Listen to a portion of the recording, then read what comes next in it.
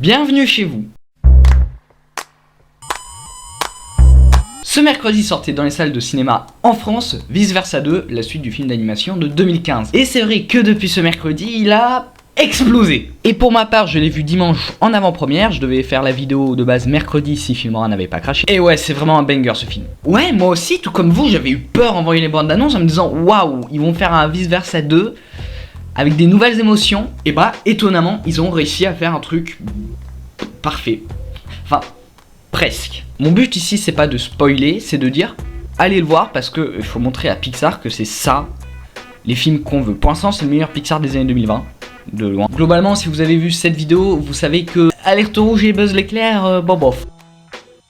Mais globalement, les nouvelles émotions, elles remplissent bien leur rôle. En fait, c'est plutôt anxiété et les trois autres. Les trois autres, on les voit pas plus que ça, mais ça les empêche pas d'être pas trop mal. Genre, envie, elle est toute choupie, elle est tout, je sais pas. Les nouvelles émotions sont en fait un plus. Le rythme est vraiment bien tenu, ce qui fait plaisir parce que Élémentaire avait ce problème du rythme. Ils vont encore plus loin dans l'exploration du monde mental, et ça, c'est vraiment, je sais pas comment ils ont réussi. Pour moi, c'était pas possible de faire mieux que Vice Versa 1 sur ce plan.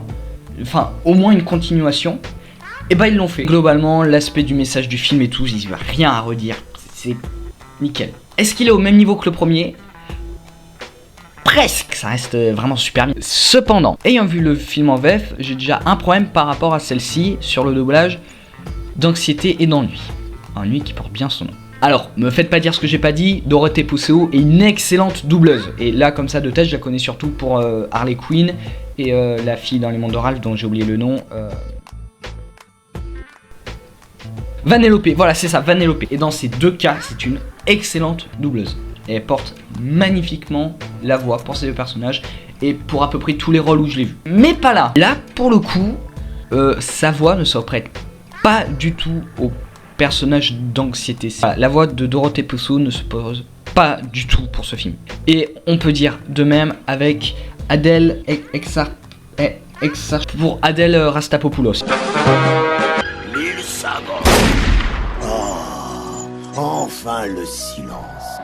Pareil, grande actrice, grande tout ce que tu veux, mais en doublage, c'est-à-dire que pour autre exemple, c'est elle qui avait fait Flamme dans Élémentaire aussi. Le premier point, mais ouais, ça va, c'est pas trop grave. Et le deuxième qui m'a un peu plus gêné, ça je vais pas le cacher, le personnage d'anxiété, il y a un...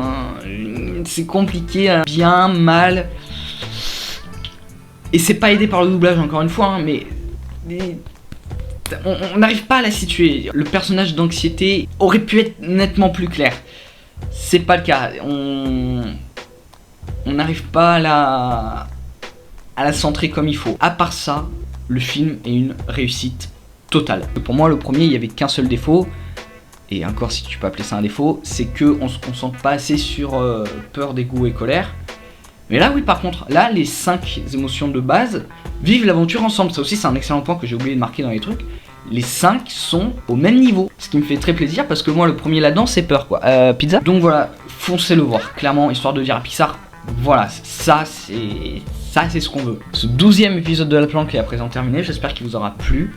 On a le serveur Discord de la chaîne si vous voulez parler, qui va être dans la description ou en commentaire. Et puis moi, je vous souhaite de rêver de belles punaises et